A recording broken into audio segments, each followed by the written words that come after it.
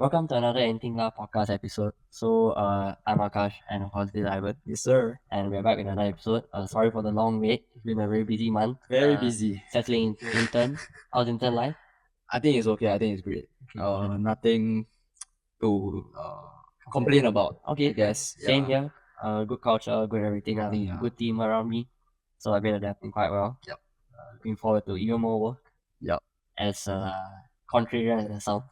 But Okay. yeah, we're not going to be talking about work or tech today. Mm. I'm sure some of you guys are bored of it. We're Yep. talking about something a bit more high speed, and that's F1.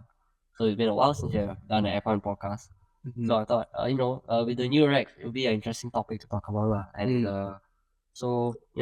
last time I checked, you started saying that you're quite, fresh to F1. You had some basic knowledge, Yes. but you don't really follow it. Is it the same now, or have you started to get into it more? Not really. I think I haven't been very invested in F1. But yeah, sure. Like the headlines and all that. Yeah, I do keep up with that sometimes. Okay, Yeah. interesting. So I mean, right now I think McLaren is doing not too bad. No? It's mostly Mercedes. Mercedes, but McLaren okay. have been making the Yes, comeback, a bit of a comeback. Who's a young driver? He's very good now, no? Kimi Antonelli. For Mercedes. We'll be discussing it a lot in the next part of the podcast. Great. So I think it's good. yeah, so we are going to be talking about Mercedes, their engine, McLaren, Ferrari, Yep.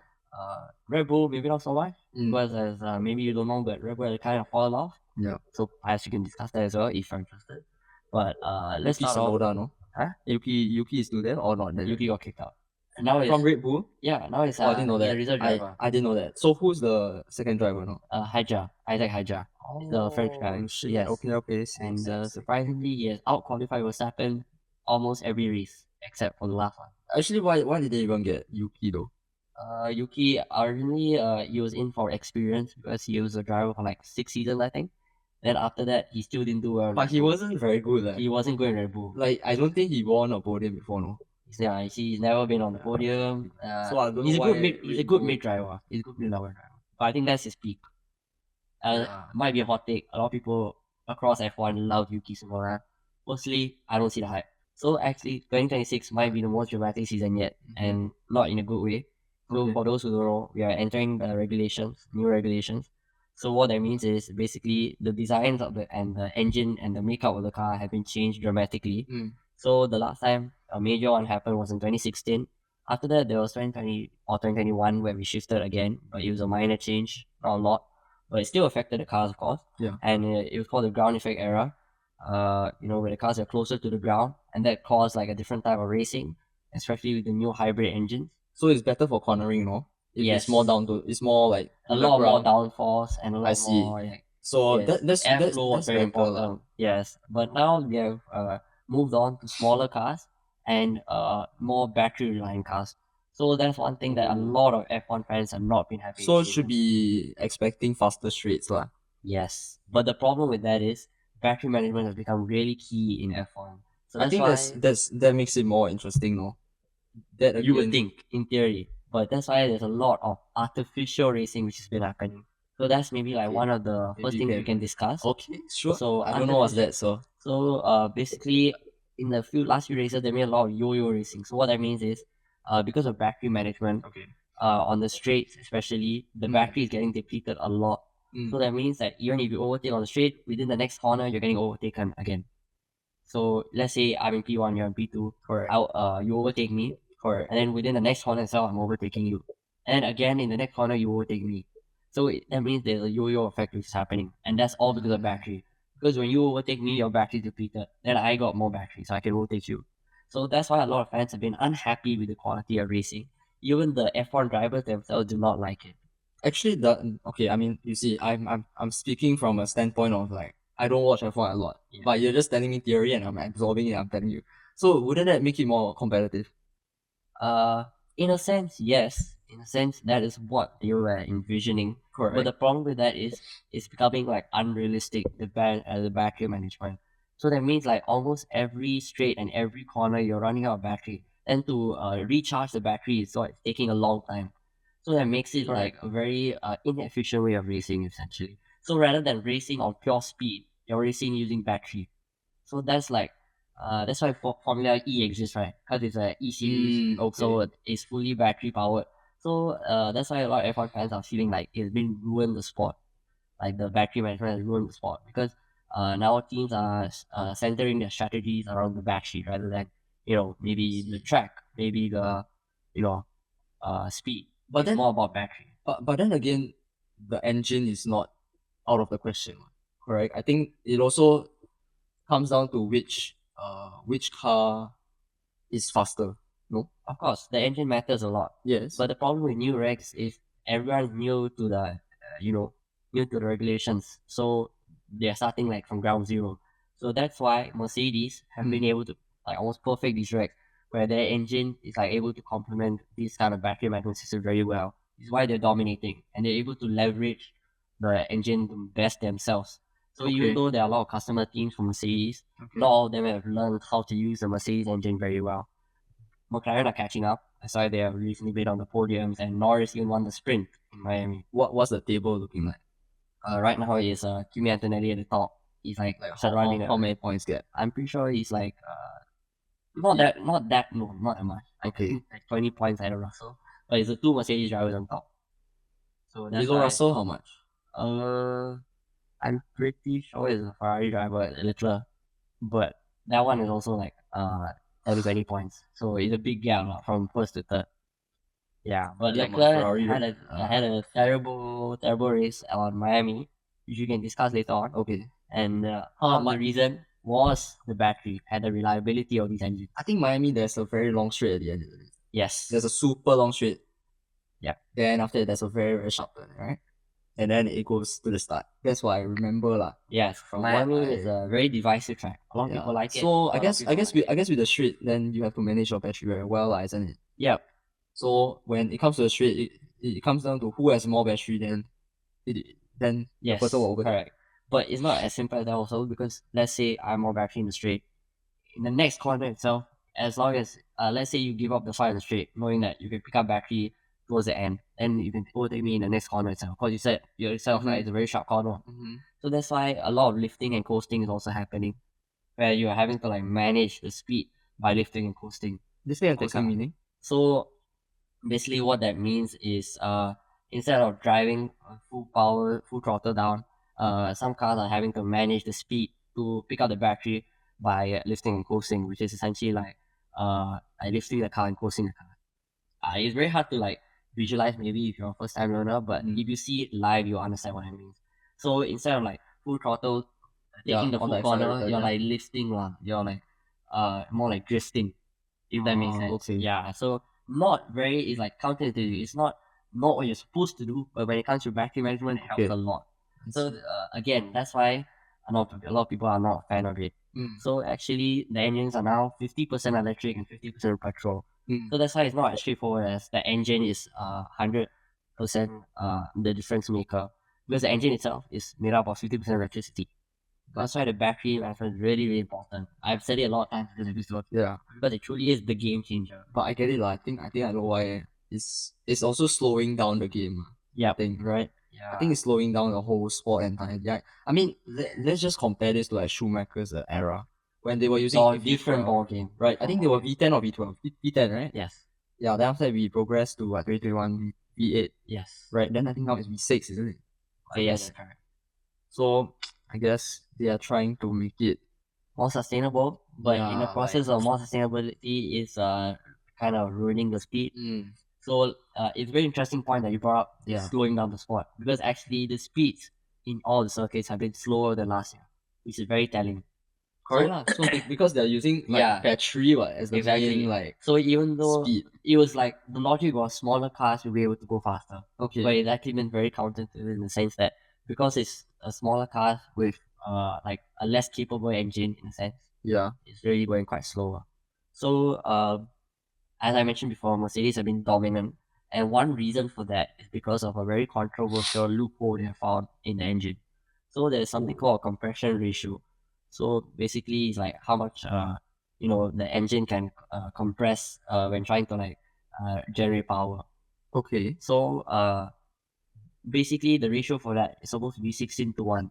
Okay. However, Mercedes and Red Bull also actually, but Red Bull have not done it as effectively. Okay. They have found a loophole where when it's hot, they are using a compression ratio of 18:1.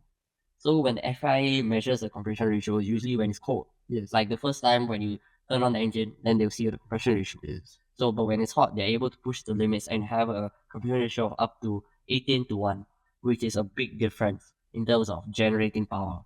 Which is why a lot of the rivals have been unhappy and actually are trying to reverse this by the time of the summer break, which is in June, July.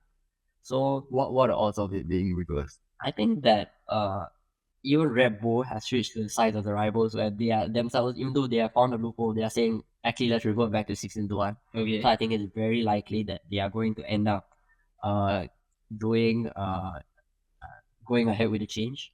And also they are going to do a hot engine test from June 1st. Yeah. So it means by then Mercedes are going to have to catch up and reduce their compression ratio. You know, they will be obviously be in trouble with the FIA. Yeah, but speaking about loopholes, I remember it was a big thing, no? I think at the start of the season where Ferrari was, they found a loophole of the DRS also being flipped. Like The flip flap. Yes. yeah, the flip, Now like, is no longer 180 or something like that. DRS. There's no more DRS. But What? oh, do you not know that? No. So now it's called overtake mode. So not only So is same there, thing or no? it's similar, but in the sense that now it's not only the straights. So you can have the overtake mode in corners as well. Oh, And the thing okay. is, last time is only the back wing which used to Correct. Yeah, flutter, correct. change. Correct. But now the front wing is also able to adapt. So that's why you can change in the corners. So the front wing is flexible now and is able to go up and go down. So Wow, there's been a lot of things that I'm not yeah, up to date, honestly. it's a big change, but it's not causing a lot of issues as much as the battery. I actually think that is a very nice change that Faster FIA corners or I guess. yeah, FIA have implemented. There's a lot more high speed corners now, and I think that Ferrari's like upside down back wing, Yeah. rear wing, is actually a very nice innovation, which they have actually implemented permanently since Miami. So they tried it in the sprint and then they kept it for the main race. Are they not faster by quite a bit? It helps, but I don't think it's the main issue because again, Ferrari engines are, I wouldn't say very behind, but they are behind Mercedes Okay. in terms of reliability, performance, everything. So that's why these regs have been causing the driver civil war. So as you know, Verstappen, very controversial figure, always the rebel, always rebel. And he has actually been one of the forefront. He's been at the forefront with drivers. Aggressor. Yeah, one of the aggressors. Okay. Amongst the drivers who's like very against these new regulations. Okay. He has said that he's anti-racing and he's like hinting that he's going to retire. So do you think that is he right, or is he just like salty or like unhappy that he's not winning anymore? Oh, he's not winning anymore. He's not. He's been When's his last win? Oh, he that's hasn't Podium. He hasn't won this year. Podium? Podium. He I races at can't Podium. remember. Yeah. Where is he on the scoreboard? On the driver He's scoreboard? Ooh, that's quite bad, no? Exactly. That's fine. That's quite bad. No? His qualifying was terrible the last few Oh, races. that's quite Only bad, this no? race he would qualify well, and he got fifth. Fifth was considered a good result for him. What I think, I feel like I don't know. I feel like F1 now is just they want. I feel like they are making it a very level playing ground. They want it to be very like level playing ground. You see, like why they make all these like adjustments to like the overtake mode, for example, and then there's the battery and all that. I guess what they want to do is just to see more action on the corners. Yes. And I think to me, if I was F1 or I'm like a fan, I think the idea is to get more sales for the fans from the fans sitting on the corners, right? So that they can see the action a lot more. Right? You know what I mean? But the problem with that think is that's the idea. a lot of the action is That's being the idea. cramped into the first few laps. Corners. First few laps. Okay. Not even corners. So a lot of like, especially the races I watched, right? There's a lot of overtaking or drama in the first lap and like the first 10 laps. Then after that, it starts to like slowly simmer down. Then the last 10 laps, again, a lot of drama. So in between, there's not a lot of competitive racing. There is, but I wouldn't, especially not as exciting as last year or even last year. Even though McLaren were dominating. And this year, even though you said they're trying to level the playing ground, in theory, it's not really what Mercedes are dominating heavily. There are a lot of 1-2s. Yeah, because of the loopholes, I think. Yeah, but also in general, the engine is just better. So, and their car also has been quite good. The chassis has been really good. I think Mercedes are really like the favorites to win the drivers and constructor championship. Okay. Yeah. So Lando Norris is also another driver who agreed with Max Verstappen, but Lewis Hamilton surprisingly said he's enjoying it more than the previous race. Why? So Why though? apparently he likes this new challenge of the regulations, but of course, that was when he was doing well, relatively well. He got his first podium for Ferrari in an actual race, in these regulations. Where is that? In China. Oh, China. Yeah, Wow. very sure in China. So it's a new GP, no? No, China's been around for a while. Last year, Last year, so last year he won the sprint. Okay. So then this year he actually got on the podium. Okay. And but last race he didn't do very well, and again he's upset lah. But in general, he's been very positive. So would you agree with Hamilton or Norris and Verstappen? Like from what you heard and what you see, maybe the highlights, I don't know. Firstly, I lean towards Verstappen, but I think it's been quite dramatic. I think it's still salvageable. Yeah, I think I'm still on Hamilton's side. Oh, you think it's exciting? Or exciting? I mean, that was what I've answered. Yeah. I said that maybe it's more competitive, but of course I'm not like the most vivid F1 watcher. Yes. So I don't know. Then there's things that I haven't seen and then you have seen. So I don't know. My opinion can only go so far. But I don't know. I think it's not as bad as all the fans are like claiming it is, but it's also not the best. So I think it's salvageable. Let's see what rule changes they bring during the summer break. I think there's going to be quite a fair number. Yeah. And like, of course, they're going to like increase maybe the battery capacity. Yeah. And there's also talks of letting Honda and like the other engine manufacturers catch up, especially Honda, because Honda have been suffering a lot.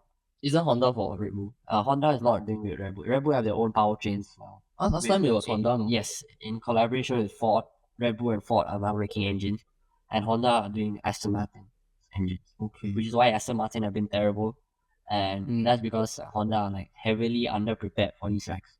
So they committed to these regs in 2023, and so that's only like barely 2 years to prepare. So that's why actually they were like shutting down all their facilities. How's Audi doing? Cutting it down. Audi are not doing bad. They are definitely the midfield team. They're not very high, but they are competitive. I would say their car is like a decent car. Their powertrain was like very average. Not much to say about them. Cadillac, the other new team, have been doing very well. They're stuck in the back, but that's expected of a new team. Not everyone can like hit the ground running, but I do think Cadillac has still shown some signs of impressiveness. When you're like so new to the sport in the new regulation, I think it's like quite a hard task to dominate on the world tour. So, in terms of the Miami GP, let's discuss a bit more detailedly. Okay. So, Kimi Antonelli, who's 19-year-old by the way, our age, yeah, won his third straight Grand Prix from his third straight pole.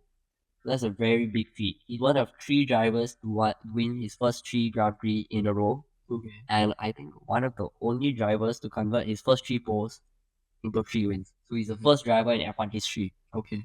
Schumacher hasn't done this. Senna hasn't done this. Hamilton hasn't done this. So it's a very, very impressive feat. So do you think he's going to be a generational talent? Is it like a bit of a false hope? Like, too much hype? From what I've seen, I think I watched a bit. I think start of the season. Yeah. And then he was like, oh, the next upcoming Star Boy and stuff. Yes. But what I want to say is I don't think he's... Okay, your question is he going to be as generational as like Schumacher, Hamilton, Verstappen? Correct. No. Okay, that might be a hot Put him take. in another car and see how he performs. Stay. Before Mercedes, where was he? I remember he was in another team, right? He wasn't. He started in Mercedes last year. So okay. He was their rookie driver. He did okay last year. He did his job. He was not bad. He got a few podiums, but he didn't get a win. And now he's got 3 straight wins. I don't think he works well. I don't think he'll perform as well. Really. Look at the gap of the cars, yeah. the ability of the cars, and then so happened that Antonelli is inside. And look, you see, it's like George Russell is not far behind, isn't it? It's not far behind. It's And not I far definitely behind, think isn't it? the car is more suited to Antonelli than Russell. Like the design of the car itself, it's a bit more sharper. Like Antonelli, a lot of people say that his driving style like similar to Verstappen, who likes very sharp cars. Take the corners very steeply, and Russell definitely is not the same. So maybe that's why, in terms of car design, I would say this edges Antonelli's style more. Which is why contributing to the reason why he done so. But I also think it's talent. I think it's very hard as a 19-year-old to go for Yeah, straight of wins. course. We don't reject that fact, lah. But it's just that if you're asking me a question, if is he going to be on the level of like Hamilton, Verstappen, or Schumacher at that age, comparing them like that? Interesting. No, I don't think so. I think it might be like Vettel Verstappen level, but I don't know if it's going to be like Hamilton think so. Schumacher. Yeah, I don't Like think so. that's like once in a million. And you gotta compare like the times of Hamilton and Schumacher. The cars back then, I think they were way more competitive. Way faster, Way and I faster think the and- quality of the grid was a lot higher. Correct, exactly. So now I guess like as the sport gets softer, Oh, the gap it's easier to dominate. the gap is just widening. And I would say Piastri is a better driver than him. Which, of course, everyone knows I'm a very big Piastri user. but But I think, like, especially when Piastri first started out with not a dominant car, I think he was more impressive. And last year, when they got a really good car, he took it by the scruff. But we don't talk about the second half. Yep. Exactly. So, the race itself was quite chaotic. Verstappen spun out on turn 2. There was a couple of crashes. Hijack got disqualified from qualifying, and Norris was like creeping up on Antonelli, but he didn't get the job done. So it was one of the more exciting races, but I would still say that it was very chaotic at the same time. Like the first lap, I saw the first lap, a lot of movement to say. Yeah. A lot of people jumped around spaces. So do you think that this kind of racing is more like would incline you to watch more, or do you think it's still the same, like your desire to watch more, or do you think that what they're doing is working, like it's enticing you to watch? I think ironically now you tell me these new regulations, I would want to see it for myself first. Like there's that curiosity to go and find out. Oh wait, is this actually worth watching? Yeah. And then if it's actually worth watching, I think it's not bad. And to get that initial like interest from me now, I think it's okay. I think now that F1 have done their job. I guess so. Now you're telling me like the races are more chaotic. I think that's what we want to see, right? Fair. Right. I think to me the very boring one was I think 23, somewhere like it that. was Red Bull dominated. Yeah, it was they just won like 19 out of 21 races. They were just so fast. The engine was fast and all that. And then bringing back to the Verstappen dominance argument is like, you see, every year there has to be that not there has to be. It's like every year there should be someone that steps up their game, and it becomes a new leader. Right? True. So you cannot be crying about it. Right? Oh, you cannot be crying about it. It's like fair. So actually F1 have pushed a few rule tweaks right before Miami. I was not I wasn't as updated, I guess. So the super clipping power went up from 250 kilowatts to 350 kilowatts, and the recharge limit dropped from 8 millijoules to 7 millijoules. So basically what they're saying is the recharge rate was faster. So they allowed for more depth in terms of power, so you don't have to wait as long. So do you think that changing the regs so early, as FIA admitting that they were wrong, or do you think that they are just trying to make it even more competitive? But this is making it faster, right? This is helping in terms of battery management. Yeah, so it is contributing to the correct. Faster, so it's faster, right? So your battery recharges faster. Yep. To just To increase the attack speed faster. increase the speed of the whole game I wouldn't say they're necessarily wrong. I mean, when you have like drivers like giving bad feedback, a bad opinion about the new rules, I think it's okay for them to change. I think that they are doing something to salvage the whole The regs. Yeah. I think race I think when you have like controversial drivers telling you that you want to retire and stuff like that. Oh, that's a bit on the, and that driver is one of your better drivers of all time. one of the faces of F1 right now. Correct. So yeah, I think a lot of people say like, oh, FIA are covering their asses, but I think that is actually like I'm not FIA glazer. Yeah. I would say I'm the opposite. But I would say it's like quite a smart move from them to like recognize their weaknesses and go for it. Yeah. Because super clipping was like a big issue at the start. A lot of drivers were struggling to handle with it. Yeah. And yeah. So let's move on to the next question, Yeah. which is Ferrari, they brought a major upgrade package to Miami. Like I told you, the flip flat wing, a lot of changes to the chassis. They had it. They brought it. They were testing it, but then they permanently put it in the car. There's different. I thought since the first race it was No. on already. It was a test. No way. So they brought major changes and they still underperformed. Meanwhile, McLaren had a great sprint, at a decent race, but they couldn't get the win on Sunday. So do you think that with all these like so they are complications, do you think it's like underperforming? Yeah, do you think it's like Mercedes' perfect chance to win the championship, or do you think McLaren or maybe Ferrari can catch up to them? I see on your content sheet you just said Red Bull is straight up cooked. Yeah, I didn't want to talk about Red Bull because Red Bull are like out of the picture. Oh, okay. Well, sorry. What was your question? Sorry, I did not focus on Basically, looking at it. Is this Mercedes championship to lose, or do you think someone can catch up? Because right now it's looking quite unlikely. I would say most likely to catch up is McLaren, but they also are not able to maximize the Mercedes engine as well as Mercedes. Okay. So it's kind of like gatekeeping, but Mercedes have no obligation as a customer team to tell them, oh, this is how you should use our engine. Correct lah. It's supposed to be what? Yeah, it's supposed to be competitive. Yeah, it's supposed to be. That has always been F1's like selling point. Yeah. So yeah, right. I personally think that it's going to be Mercedes dominance this year. I think towards the end, Ferrari or McLaren might catch up. But I still think the gap is going to be really big. I think it's going to be like 200 points. Which actually is not that big when you look at the last few seasons. But it's still big in the context of this new regs. It's supposed to be like upping the competitiveness. But it's not really. It's still like the same status quo. I guess one thing dominating. I guess it comes down to again what regs they are gonna implement on summer break again. I don't think FIA would allow that big of a gap. Yeah, I mean fair. I think yes. I think 2023, yes, there has been like absolute dominance. Absolute dominance that season, and you see, I think the sales were not as good, right? As of course you see, 2021. The expectations of 2024 and onwards were not that great. Correct. Because of that season. 2021 was great. 2022, I think I was watching also, right? It's still okay. 2022 was the one that Red Bull won in Singapore. Yes. No, 2023 is the one Sainz won in okay. Singapore. See, that's the only win. I remember. That's the only win. That's the only non correct. Correct. I watched that. And you see, that's like once in how many days? I think 2023. I was watching still. Yeah. I was watching still because I think that time after 2021, 2022, I was still catching up. Yeah. With watching with friends and stuff. Then after 2023, you see, lost interest.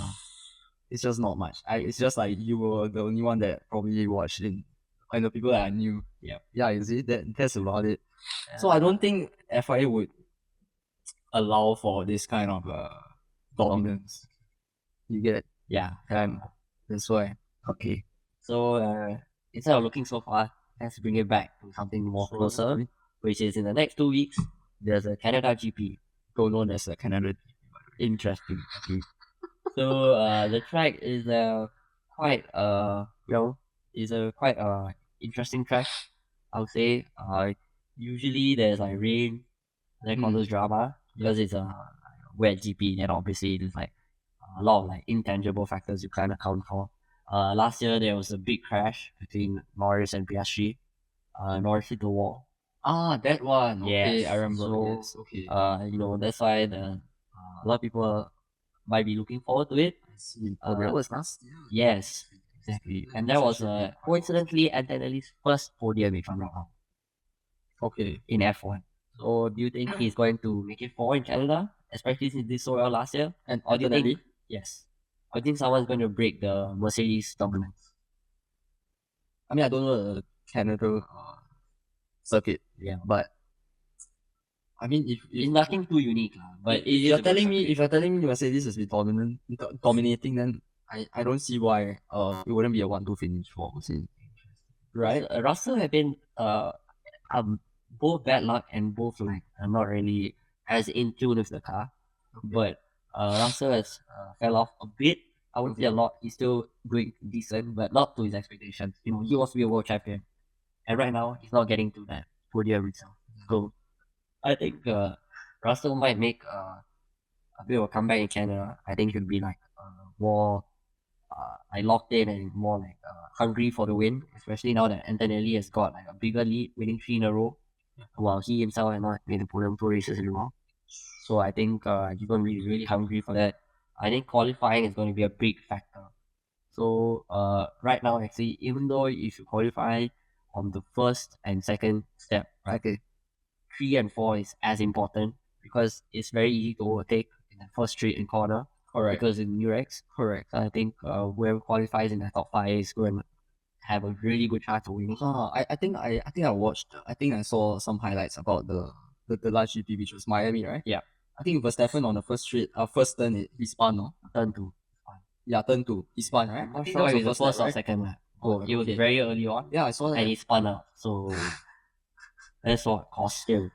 Cost him a podium. Like I think if not, he might have fought for a podium, but after the spin, definitely not.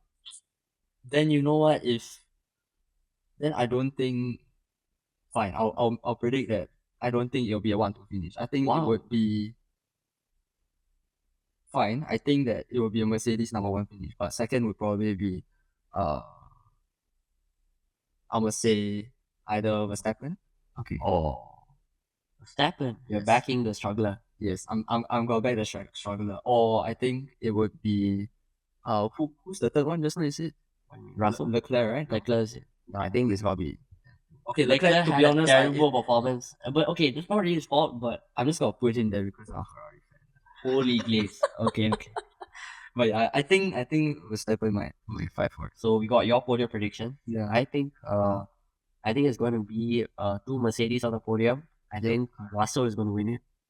Russell's will win. Yeah, I think he does well in Canada. He won it the year before last year. Okay. And then I think it's going to be Piastri in the middle, second. And I think see what difference does that make? That's holy glaze. Holy glaze. But he did well last race. He really did well last race. What was his finish? He finished third. Okay. But I would say that his qualifying was worse. But Lando finished second. I told you what, he was like very close and nearly the whole race. But again, you see that McLaren just doesn't have the performance to be fast. I think McLaren is very fast on straights. Yeah, they're quite fast. You see, that's why they perform decently in Miami. Canada, is there a lot of fast races? There are 2. Okay, but not as long as Miami. Those races, right? Very long. Okay, months. Yeah. Okay, so my prediction is no McLaren on the podium. No, I think Piastri on the podium. And then maybe 4th or 5th, yeah. Maybe 4th or 5th. 4th and 5th. 4th, 5th, yeah. 4th, 5th, yeah. My top 5 is going to be Russell, Piastri, Antonelli, Leclerc, and Norris. I don't think Verstappen can close. Hamilton, who are you? Honestly, how dare you? Hamilton, how dare you? Honestly, how dare you? Legit, how dare you? I look think how dare you? He's not gonna do that well. Apparently, I saw an article yesterday that he's not going to do simulators for Canada. So usually before each race, right, drivers do the simulator so that they can pick up data and practice for for the GP. Yeah. But this time he's choosing not to because he's saying that the difference between the car and the simulator is so huge that it's actually throwing him off. I think it's a very interesting approach, and I don't think it pays off. It's like a very weird thing to be about. He's too good for the simulator. Okay. Yeah. Holy grief. Okay. Trade that. So after this, pick a wildcard. So who do you think is a driver or team they're gonna show up unexpectedly in Canada? I think for you is Verstappen. Okay. For me, I think it's Alpine. Alpine has slowly been doing really well. Yeah. Alpine has Colapinto finished P7 last race. Sorry, what is that name? Sorry. Colapinto. He's an Argentine driver. He was terrible last season. I think I'm way too behind. I think Colapinto finishes P5. No, not P5, sorry. I said P6. Colapinto finished P6. Clip this if you want. And for the final verdict, are you going to watch the Canada GP after this whole episode? When is it? It's This Sunday? It's no, the 24th May, I think. Oh, it's far. That's far. 2 weeks and Sunday. National from roughly. If I'm free. What time is it? I don't remember in the city. Okay. But Canada shouldn't be bad. I think it's in the morning. Yep, it's in the morning. It's in the morning. It will be quite. I think it'll be quite entertaining. I'm definitely watching. Wait, like in the morning in Canada? No. In the afternoon. It'll be like in the afternoon Evening. for them. Oh. Yeah. In the afternoon. Then it'll be 9 years. Yeah, that's true. It might be hard, but I'll still watch. Okay. Yes. So, if nothing else, that's it for this episode. Thank you guys for tuning in. There was a lot of technical talk. I myself have been like trying to get more of the technical side of F1 because the new regulations. So I think it's like an even playing field. I can start from fresh. Still learning all the terms like super clipping, etc. Like quite hard to remember lah. Like, because I would say like I was enjoying it for like the thrill of racing. I wasn't super technical. I knew like the basic stuff lah, like the tires or ERS or that. But now I'm going even more deeper. So hopefully the next episode I have even more wheel knowledge. I'll be able to talk a bit more technical. And we get more technical guests on as well. Yeah. So that like it's just not two one rookie, one newbie. Correct. So I mean, for me, I'm just getting into the newbie, the new gen F1 in general. Yeah. I think I'm quite a boomer on this F1. Yeah. I think all of my knowledge on F1 is probably dated like But 5 years back. No worries. I think in general F1 is very accepting sport. Anyone can learn it anytime. Yeah. So do let us know if you want more F1 content. I think it's a very fun sport to talk about. Yeah.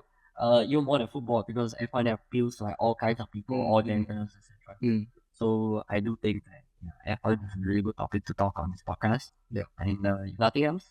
Yeah, I think I wanna add on is probably the next F1 episode we will get a national driver for Singapore Wow. that is raced in What DRC.